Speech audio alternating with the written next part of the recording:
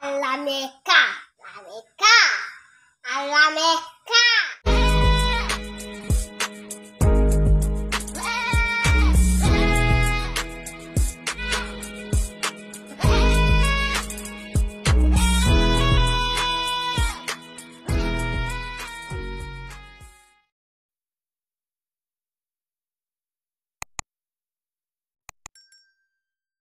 Assalamualaikum warahmatullahi wabarakatuh. Jumpa lagi bersama saya Alam Berkah. Alam Berkah kali ini akan berbagi sebuah artikel yang sangat menarik dan bermanfaat insya Allah. Oke sahabat Berkah, dimanapun berada, semoga sahabat Alam Berkah diberi kesehatan jasmani maupun rohani dan dilapangkan rezekinya dan dimudahkan segala urusannya dunia maupun urusan di akhirat. Oke sahabat mereka, mari kita ikuti artikel ini yang insya Allah bermanfaat untuk kita, yaitu hubungan Islam dengan Barat dalam sejarah panjangnya diwarnai dengan fenomena kerjasama dan konflik. Kerjasama Islam dan Barat paling tidak ditandai dengan proses modernisasi dunia Islam yang sedikit banyak telah merubah wajah tradisional Islam menjadi lebih adaptatif terhadap modernitas. Akan tetapi sejak abad 19, gema yang menonjol dalam relasi antara Islam dan Barat adalah konflik ketimbang memunculkan kemitraan. Relasi Islam dan Barat menggambarkan domasi subordinasi. Pasangan surut hubungan Islam dan Barat adalah fenomena sejarah yang perlu diletakkan dalam kerangka kajian kritis historis untuk mencari sebab-sebab pasangan surut hubungan itu dan secepatnya dicari solusi yang tepat untuk membangun hubungan tanpa dominasi dan konflik di masa-masa akan datang. Barat selama ini dicurigai sebagai pihak yang telah memaksakan agenda-agenda pembaratan di dunia Islam dalam rangka mengukuhkan hegemoni globalnya. Dampaknya yang ditimbulkan dari hegemoni global Barat adalah semakin terpinggirkannya peran ekonomi, politik, sosial, budaya Islam dalam panggung sejarah peradaban dunia. Tidak hanya itu, Islam semakin tersudut dengan berbagai cap yang dilontarkan Barat terhadap Islam, mulai dari cap fundamentalis sampai teroris. Tentunya berbagai cap itu terselubung kepentingan tingkat tinggi untuk membuat semakin terpojoknya Islam sehingga mudah untuk dijinakan lagi-lagi demi kepentingan global. Baik sahabat Alam Berkah, sumber permusuhan Islam dan Barat apa saja menjadi sumber permusuhan itu? Barat terhadap Islam dewasa ini sehingga mereka mengarahkan segala upaya dan tipu daya untuk menghancurkan Islam kaum muslimin. Pada garis besarnya ada dua sebab, yaitu dendam historis selama berabad-abad Barat takluk di bawah hegemoni Khalifah Islam. Kebencian kaum Kristen Barat pernah meledak dalam bentuk pengobaran api perang terhadap umat Islam, yaitu terjadi perang salib 1096 dan sampai 1291 Masehi yang bertujuan utama menghancurkan Islam. Akan tetapi melalui peperangan tersebut umat Islam kemenangan lebih banyak diraih oleh pasukan Islam.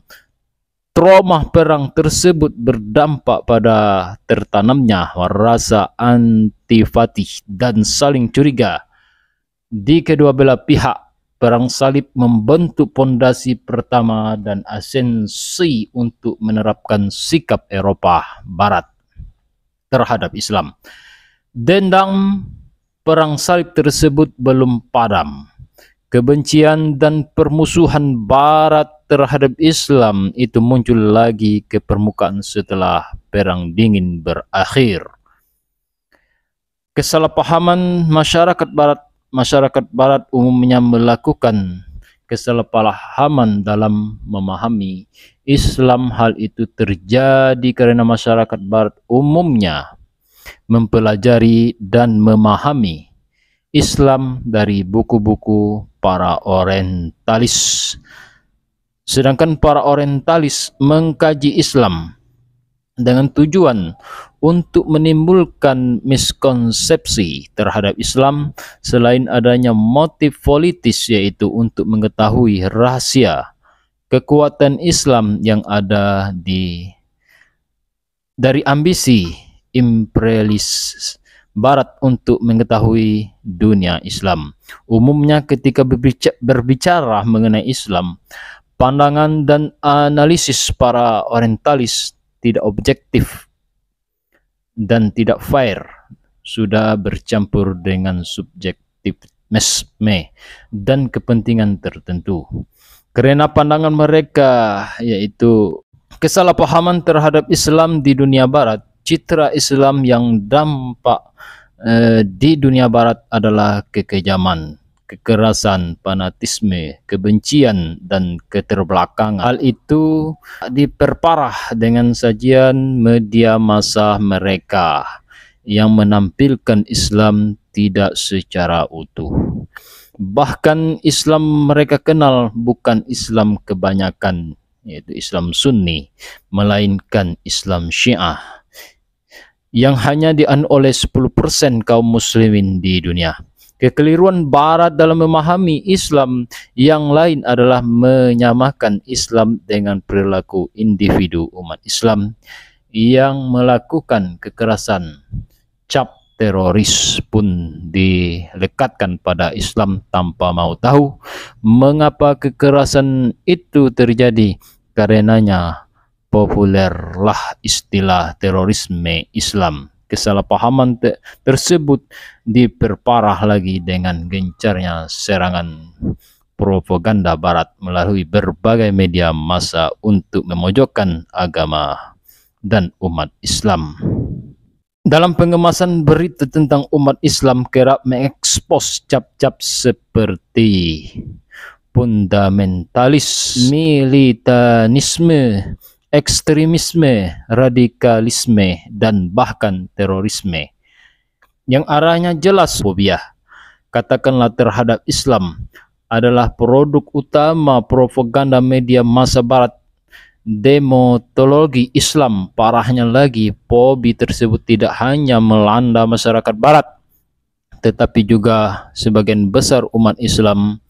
Mereka merasa ngeri bila hukuman Islam diperlakukan karena frame yang ada di kepala mereka adalah hukum rajam bagi pezina, hukum cambuk bagi pemabuk, hukum potong tangan bagi pencuri, atau hukum mati bagi pembunuh. Isu-isu hukum Islam yang menjadi bahan propaganda Barat untuk menjauhkan umat Islam dari ajaran agama dan menumbuhkan fobi Islam. Revolusi Islam Iran 1976 umumnya dijadikan referensi jika kekuatan Islam naik ke puncak kekuatan di suatu negara. Pemerintahan negara itu akan menerapkan syariat Islam dan anti Barat, khususnya anti Amerika. Adapun kepentingan Barat di dunia Islam sangat vital. Dunia Islam bagi Barat yang terbentang dari Maroko sampai Merauke, letak geografisnya sangat strategis bagi kepentingan politik dan militer. Kekayaan alamnya, khususnya minyak, merupakan kebutuhan vital bagi industri Barat. Bisa dikatakan bahwa roda-roda perekonomian negara-negara barat sangat bergantung pada minyak yang ada di sebagian negara-negara Islam. Timur Tengah sebagian tempat kelahiran dan pusat Islam merupakan pemasok terbesar kebutuhan minyak dunia. Itulah salah satu alasan mengapa Barat merasa wajib menaklukkan Islam.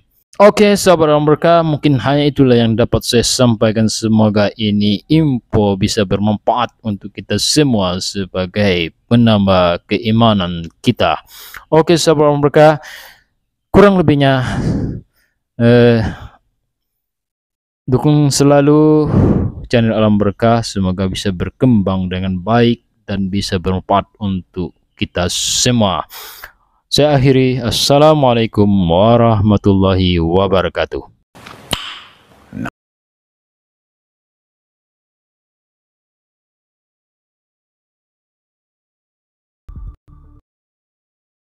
Alameka, Alameka, Alameka.